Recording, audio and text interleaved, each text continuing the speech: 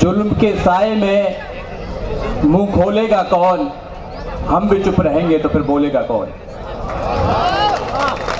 साथियों, सबसे पहले तो मैं धन्यवाद देना चाहूँगा बनते सुमित रतन जी का कि उन्होंने आदर सम्मान दिया और बोलने का मौका दिया। साथियों, मंच पर बैठे सभी सम्मानित साथी, सामने बैठे श्रोतागण, सभी को मेरा नमो बुद्धा, जय भीम।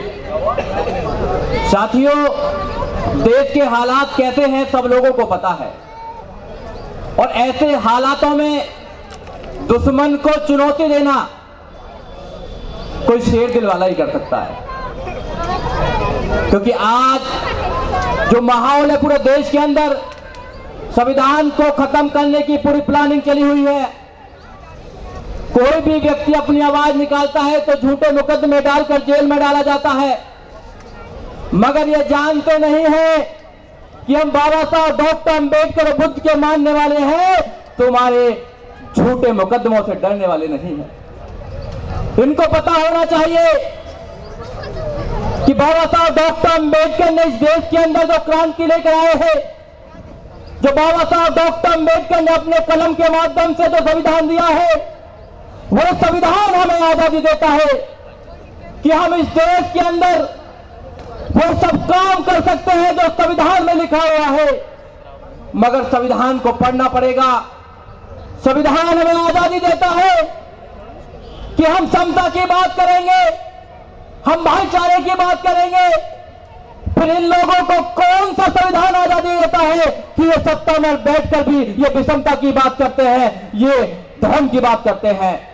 तो आपको समझना होगा, जिनकी सत्ता होती है धर्म उनका होता है। आप सत्ता के लिए क्या कर रहे हैं? जैसे बंता जी ने अभी कहा कि लोगों को पार्लियामेंट में जाना चाहिए, 131 मेंबर ऑफ पार्लियामेंट हमारे जाते हैं, मगर वहां कोई क्रांतिकारी नहीं जाता है। सब अपनी कुर्सी की बात रखने के लिए जाते हैं। इस कुर्सी के लिए बाबा साहब डॉक्टर अंबेडकर ने संघर्ष किया है और संघर्ष करके हमको एक आजादी दी है।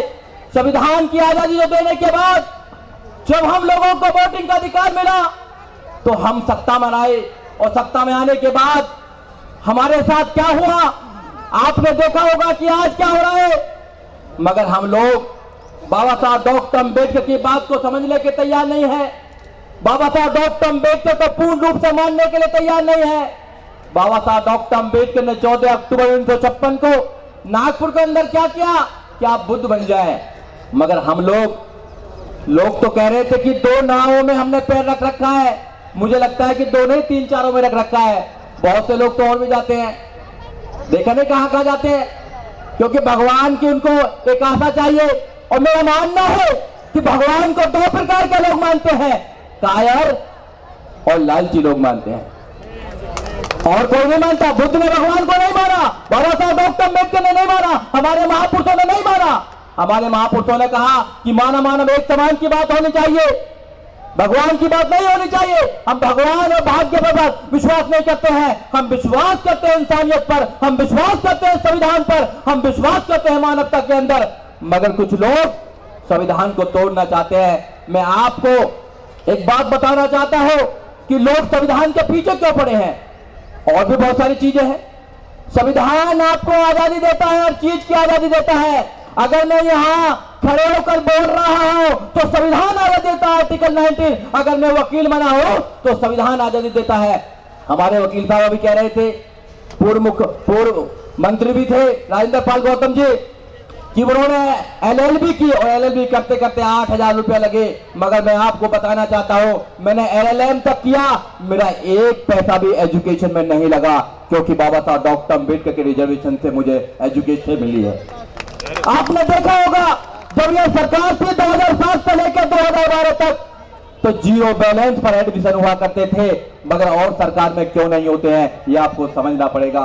ये हमारी एजुकेशन को खत्म करना चाहते हैं। एजुकेशन को इसलिए खत्म करना चाहते हैं क्योंकि एजुकेशन आपको ताकतवर बनाती है, आपको सवाल करने का मादा देती है। एजुकेशन इनकी आंखों में आंखें डालकर सवाल करने का आपको मादा देती है, इसलिए एजुकेशन को खत्म करना चाहती है।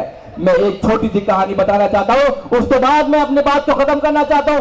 और भी वक्त है साथियों, आपने सर्कस देखा होगा, सब लोगों ने सर्कस देखा होगा।